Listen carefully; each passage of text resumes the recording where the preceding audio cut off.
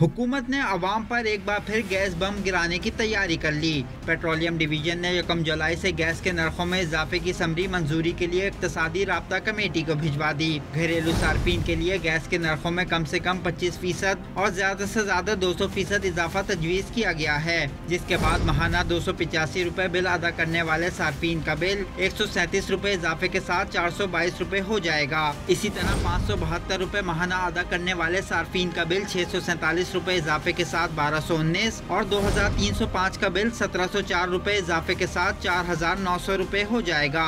इसी तरह 3589 का बिल 4406 रुपए इजाफे के साथ 7995 रुपए और 13508 का बिल 865 रुपए इजाफे के साथ 14373 रुपए हो जाएगा। इसके बरखिलाफ महाना 31573 रुपए अदा करने वाले सार्फिन का बिल 6039 रुपए कमी के साथ 25534 रुपए हो जाएगा। ज़राए के मुताबिक तजवीज़ मानो मंजूर होने पर सार्फिन पर 175 अरब रुपए का इजाफी बोझ पड़ेगा। अवाम ने गैस की कीमत में मुजव्वज़ा इजाफे को मुस्तरद कर दिया। शहरियों का कहना है कि बढ़ती महंगाई से आम आदमी की जिंदगी मुश्किल होती जा रही है। बिजली भी महंगी हो गई है तो गैस भी महंगी हो गई है, तो अभी तो गर्मी है, इतनी गैस का महसूस नहीं होता।